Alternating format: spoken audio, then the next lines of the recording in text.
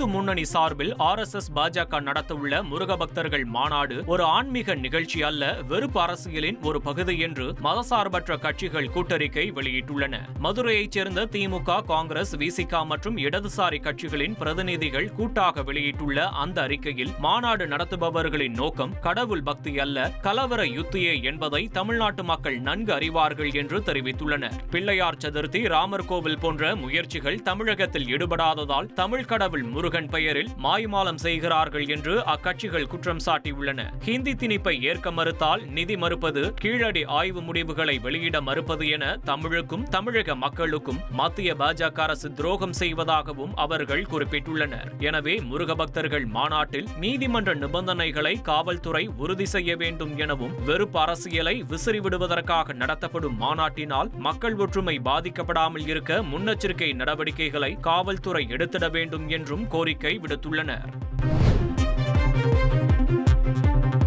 கொச்சி கடலில் மூழ்கிய MSC Elsa 3 கப்பல் விபத்தை தொடர்ந்து அட்மிரால்டி சட்டத்தின் கீழ் அந்நிறுவனத்தின் மற்றொரு கப்பலை தடுத்து வைக்க கேரள உயர்நீதிமன்றம் உத்தரவிட்டுள்ளது. இந்த கப்பல் கவிழ்ந்ததால் தங்களுக்கு இழப்பீடு ஏற்பட்டுள்ளதாக கொல்கத்தாவைச் சேர்ந்த நிறுவனம் தொடர்ந்த வழக்கில் இந்த கப்பல் நிறுவனத்திற்கு சொந்தமான MSC போலோ 2 கப்பலை தடுத்து நிறுத்தி வைக்க கேரள உயர்நீதிமன்றம் உத்தரவிட்டது. முன்னதாக முந்திரி மேம்பாட்டு கவுன்சில் கேரளா உயர்நீதிமன்றத்தில் தாக்கல் செய்த மனுவை விசாரித்த நீதிமன்றம் இந்த கப்பல் நிறுவனத்திற்கு சொந்தமான MSC மானசா F என்ற கப்பலை விழிஞம் துறைமுகத்தில் தடுத்து வைக்க உத்தரவு பிறப்பித்திருந்தது. இந்நிலையில் MSC எல்சா கப்பல் நிறுவனம் உயர்நீதிமன்றத்தின் உத்தரவின்படி 5,97,00,000 ரூபாயை டெபாசிட் செய்துள்ளது.